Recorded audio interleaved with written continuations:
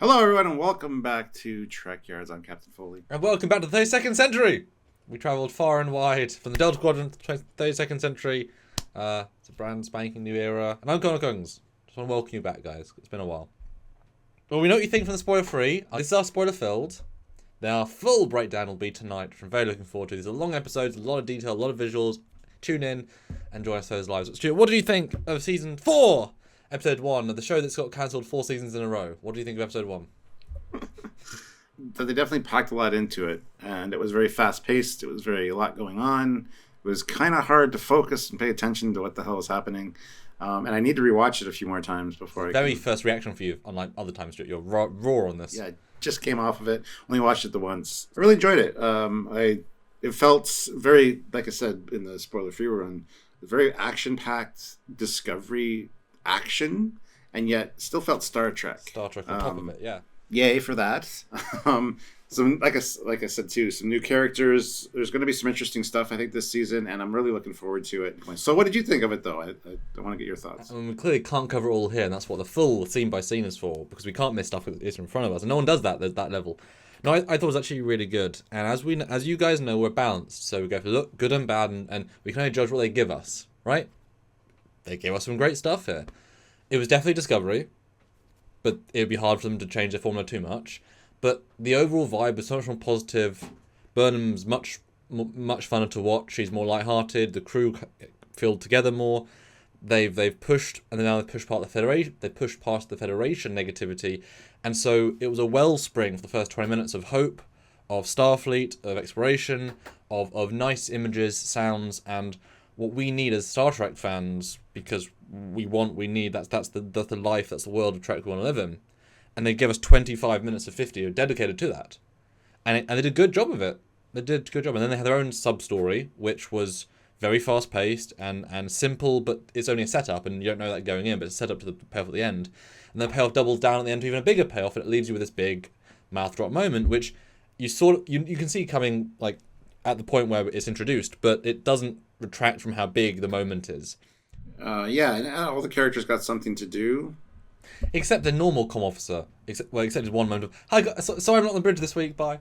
It's like, oh, okay. Well, at least he got a line. I mean, yeah, like I said with Reese, I mean, he's got more lines in this episode than he did in all 3 seasons prior to this.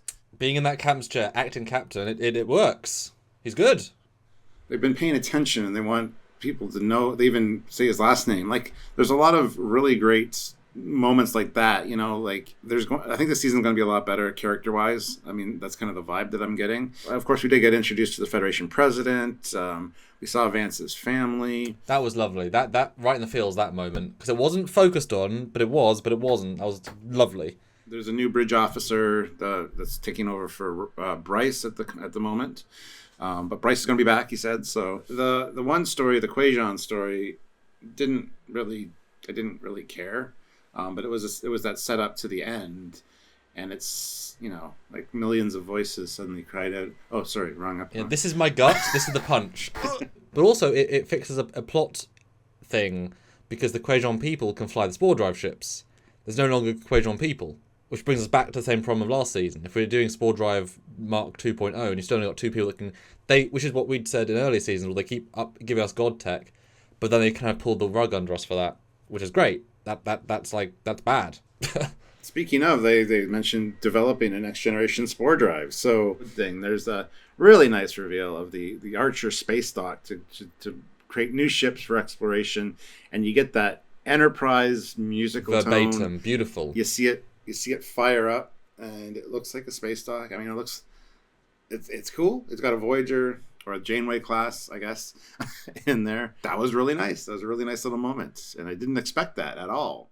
Yeah, entire section, like I say, it's a first set of Starfleet Academy graduates, or I guess going into it. Beautiful. First of all, that's a great thing to look at, and the speech he gives is great, both speeches, and then they announce it, and it just keeps doubling down on the feels, and I got quite feels for that, because that's where Discovery's always lacked, is the respect for the past. They've actively tried to erase, redo, undo, reverse engineer. That was a very, very close space dock to the X-1 space dock. Dry dock, I should say. And I know the model. It's very close, and yet looked right, felt right, looked great. I could see so many hallmarks, and we'll do a comparison. And the music was great, and the moment was great, and aesthetically it was great. Like that was another symbol of, yeah, we're going to do it better. We're doing better for you guys. This is no longer a show just for non-Trek fans, as season 1 was, and then they've migrated to. This is going to be a Trek series for everybody, and that's a stepping stone. Let's not forget the other little nugget that was announced at the time of the Next Generation Spore Drive thing, or the next, which was the Pathway Drive prototype. What does that mean? I don't know, but sounds pretty cool, and new tech is always welcome. So, well, it made me laugh because Pathway, and they're going to add it to the Voyager. Pathfinder is what saved Voyager. I'm like, well, there's a connection there, surely. Although I couldn't help but think, where's the proto drive? Why was that never developed? Because I just seen Prodigy, whether we see the proto drive. Well, hey, we safely visited just in this. But it's like we just saw the proto drive, and that's not being used, you know. So it was just funny to have both back to back and see one literally about a new drive. And they'll we need to invent new drives, but you had one. It was the proto drive. Boy, that Federation president, she changed. She was nuanced. She was given a lot of time. Her performance changed throughout the episode. What did you think? Because I kept changing how I felt. I did too. Like, I think that was the point. You're not supposed to know whether you should trust. First, you're supposed to like really respect her and trust her, and then it gets to the point where you're kind of wondering what's going on with her, and then she tells Burnham the way it is, and it's just been there observing essentially, and it get that respect back. So it's kind of all over the place, but I like that because that was their intention and it worked. The actress who plays that role is an amazing actress. She was in Man in the High Castle and Hell on Wheels. So I've seen her in other things, and she's really great. So I'm looking forward to seeing more of her character as well. And I really like her. I really like the way she tells Burnham how it is. And yeah, I mean, Burnham kind of goes through a whole thing of, should I trust her? Like, you lied to this guy about his home world, and does it matter? Well, not really, because the ends justify the means, I guess. So I kind of like the way that she played everything. And like Burnham hasn't lied on missions. Exactly. I mean, I mean, that was before she was a captain, fine, but Burnham's, I like the fact they said she was a new president, so new to the post, and yet a civilian, but clearly knowledgeable in some ways. And essentially, she said to Vance, we shouldn't be here to play politics. And it's like, yeah, but politics is how you regain normality. That's how the upper structures of the universe work with politics. The episode felt like Burnham is naive still. She's a captain. She doesn't have the experience of a captain. She's used to just doing a thing and being punished or not based on the actions, and normally it works, so she's the hero. But now as a captain, she has to run her rulebook differently. And she, while it was succeeding in the episode, she was doing things that were just not captainly again and again and again, and kept getting called out for it, which she was last year. But the president being like, dude, you're not experienced enough. This isn't right. You need to learn. Yeah, I loved how Burnham was like, she's just there to tick a box. She just wants to say she served. Yeah, no, and we find out she grew up on cargo ships and stuff. So she got some experience with space, I guess. But well, I think that might be a cover because she says it verbatim twice. Yeah, I know. There's something about that doesn't quite. She seems too knowledgeable for that. And also, if there's so little dilithium, the idea of cargo ships is also more fleeting. She's not that old. So I just think there's going to be something else there. So the intro, and I do have sub videos about all these things. I loved the intro scene. It was very Star Trek Beyond. It was very Star Trek, and it was very Star Wars. The first few minutes, I was like, I was watching Star Wars, but it worked very well. And then it cuts into Trek, and Burnham is not known for good actions in terms of command, and she did everything right, and it was lovely, and she was super focused, and her and Book had great chemistry still. It was a really strong opening, and was fun, and yet actually, like you say, Discovery Trek, but it felt like the real Trek. Yeah, although the guy shooting at them looked very like DC villain, like with the costumes or and like stuff. The Prometheans from Prometheus. Well, the engineers. Yes, the engineers. It's the first thing I thought when I saw them. But then when they got the masks on the wings, see the name of the episode threw me because that whole opening part where they're running from that and they're trying to decide how to deal with it. I'm like, this is all just a holodeck simulation. This is all just a Kobayashi Maru, maybe for Book. And I'm waiting for it because Burnham's kind of like asking Book all these things and, letting him make the decisions. And then when they step off the cliff onto his ship, I'm like, oh yeah, it's a holodeck. It's like, oh no, there's the ship. Goddamn. Okay. So I kept waiting for it to be an actual Kobayashi Maru situation, even with the space station. I thought they were testing Adira. I thought there was something going on, but no. It's just that, and it culminates in the final speech that the president gives about no-win scenarios and, the needs of the many outweigh the needs of the few, and you almost You could have all died to save a few people. And Burnham's like, well, luck's on our side, and da-da-da-da. It's like, well, it's not always the case. I mean, you can screw up, so. People do all the time. Yeah, I never thought that. I can imagine thinking that and going in, you're waiting for that reveal, it never quite comes. Luckily, I wasn't thinking that, but I can certainly see why. And also quite a JJ opening as well, with running away from those white painted guys with a scroll. A lot of lens flares in this one. Don't you notice that? Yeah. I was like, oh no, just they kept showing up. But they weren't in the obnoxious all the time. They were in certain bits, and it's like, okay, that's just stylistically, but certainly. And also, this is a very thing I noticed. But the first scene, so obviously you got to think this is a pandemic season, so everything's filmed under restrictions, and how that does or doesn't apply. But at the start, they used digital doubles a lot because they had these little bits of running through a real forest. Then whenever they'd show a cliff, it'd cut digital doubles, and there'd be a lot of that stuff, which allows less actor on green screen, which would be more easier. I'll just do it on digital double. It costs more, takes more time, but don't have to do COVID filming. So I kept seeing that pop up throughout the whole thing. When she is in her work bee, I'm like, that could just be really her, but no, it's a digital double, and so there's a lot of those. You can tell in one or two scenes in the work bee. They're good though. They're good. Like they're good digital double, and it does something to add to it. Yeah, there are very few things I didn't really like about this episode. One of the things though that really stood out to me as kind of something that shouldn't be a thing. It's at the end when Culber is checking the guy, and all of a sudden both displays on each side, patient deceased. I don't know if you really want to display that for everybody that's around you. Just in case you're a doctor, you don't want to frighten somebody that sees that their friend or their family member is dead. I thought that was weird. Also, Stamets's reaction is Adira all right? Oh, and Tilly and the others.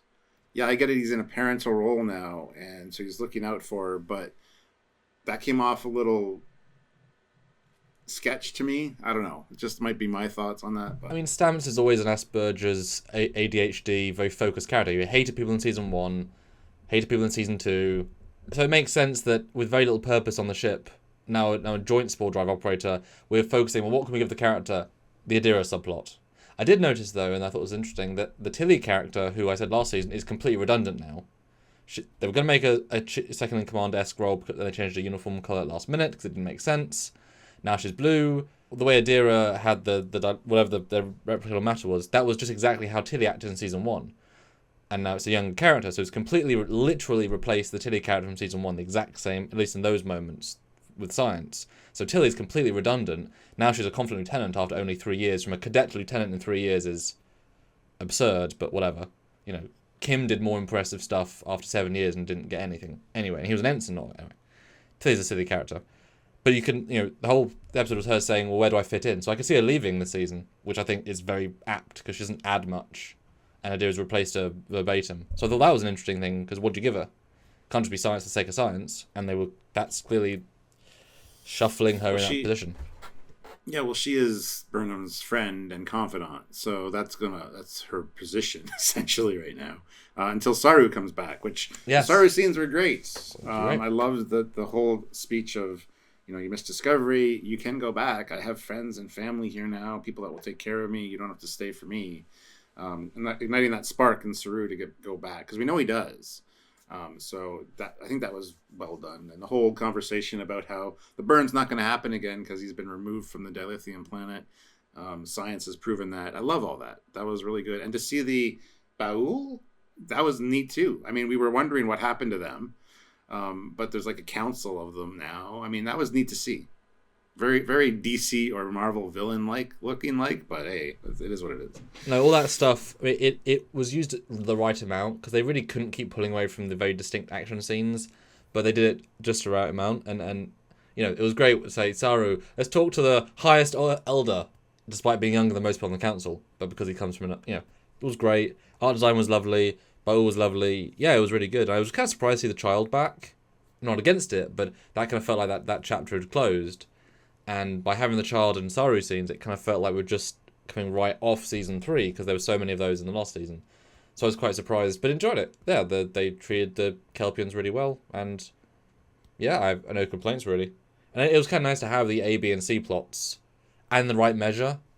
A little bit of C with a equation which becomes A decent amount of B, and then a lot of A. It was good. Yeah, I like that as well. And bringing the kid back, I think, was fine.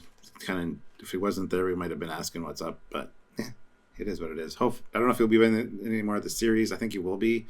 I think Saru might message him back. And it's kind of like family now, the closest family that he has in this era. So.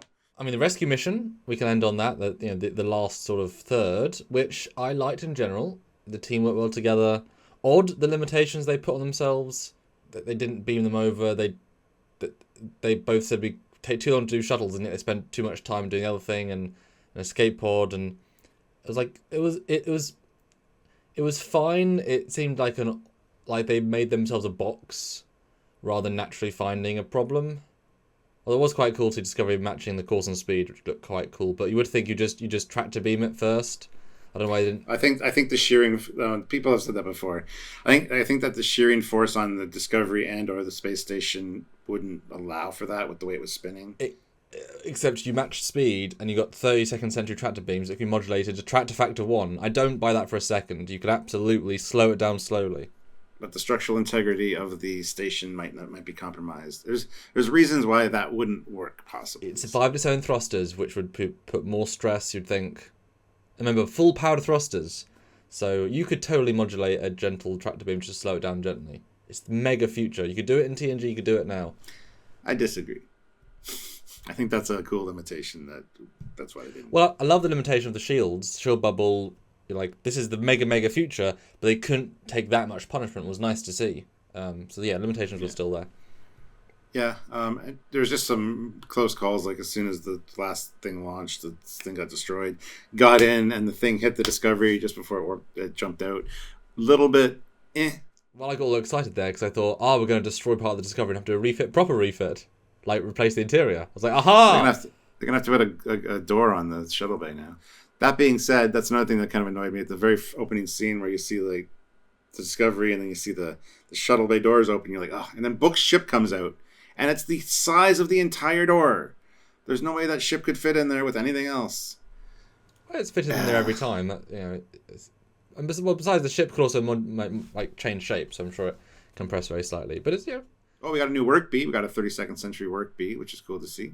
Well, obviously, it's a complete derivation of their work beat rather than the future work beat, because the work beat that we saw in Discovery is already hundred and something years old by the time we see the Nemesis one. So it wouldn't be based on Discovery one. No matter what you say, it would be a modern version of the other one. So I was waiting for some yellow. They could at least have made it a yellow version of what they did. They would have made it at least a nice hybrid. But they just said, we'll do our own version of our own version. And boy, Burnham was so wrong to take the work beat. I was astounded. It's like, no, that's obviously a Detmer job, you idiot. You're wrong here, Burnham. And the President of the Federation is saying you're wrong because you're wrong. I thought, but it's a lesson, isn't it? Hopefully the lesson of her this season is to stop doing everything herself and stop being the Mary Sue level character of doing everything successfully, and bring her back down to a captain level where things go wrong and you delegate. So I think that was a sense of that. She's making mistakes like she always does, and going to slowly bring her down to reality. It was just a fun episode. I'm looking forward to seeing where this gravitational thing goes. But I think it was introduced very well, and I don't really have many complaints about this one, just some small little things that kind of annoyed me. But we'll talk about that during our live breakdown, which you guys should definitely tune in for. And unlike Season 2 of Discovery, where often it would be the end note which kind of galvanised, yes, let's have a next season. This one, or next episode, this one really was a good standalone episode and a good setup. And they don't often achieve that. So well done. Like, it was, as its own piece of entertainment, it was good. And it was definitely the right choice to properly savour the post-Season 3 world. And they did. And it was great. Although, who installed flamethrowers on the bridge? I know, I saw that. Always the same places, and it's like, stop! That's future tech. It wouldn't do that. Well, that's the point, though. They're using the old 2241 bridge still. And the controls, and it's like, come on, guys. I mean, that's the last remnant of the Brian Fuller design, and it would be too expensive to change it. But it's embarrassing they haven't yet. But hopefully it gets destroyed this season and we can have a new bridge, because it's the last embarrassing bit of art design there. Only last little note before we leave is I always watch the intros for the first one, and this one they changed the Discovery in almost every scene to have the separating the cells and the holes in the secondary hull. But there's one scene with the you see it from the top, just doing this. They forgot to put the holes in the secondary nacelle, or in the secondary hull. The nacelles are still separated, but then in the other scenes with the plant and stuff, there are holes. So one small little thing, but good. Replace it, move on, and yeah, it was a nice way of representing and reflecting, and it's still a nice looking ship, much nicer. I just wish they fixed the bridge. That's the last big thing, you know. And in fact, I will say my last thing. I'll say the color grading, the uniforms. In first, Burnham's always in a different uniform, so you don't focus as much. But they weren't as garish as the trailers. I'll have to do a direct comparison for a video maybe to see how much they toned it down, but it didn't feel quite as... Well, that's bright. But, yeah. And obviously a lot of new uniforms to look at. It's true, obviously. Like 4 new uniforms. Yes. All right, guys, check out our full review live breakdown where we talk at every scene and kind of talk about things. We love those, and hanging out with you guys is awesome. So subscribe, notify yourself so you get notified, and comment down below what you thought of the video. If you can't make it to the live, even if you can, comment down below, start some conversation with some other Trekyardians in the comments. We really appreciate that. So if you can join us, please do. And of course, if you want to support us directly with what we do and how we do it, and the amount of stuff we do, then PayPal, Patreon, joining the YouTube channel, and super chatting are all the best ways. Or buying a shirt, which doesn't really help us that much, but it's fun to see even Trekyards shirts. All great ways do help because we don't make much on the ad revenue. We never have, but we'd rather keep our integrity and do fair, balanced reviews and critiques. So support us ready if you can and want to see more, and we want to do more, and we do. But help us out. Thanks for right. So until next time, guys, he's Commander Cockings. He's Captain Foley. Bye, guys. We are Team Trekyards. See ya.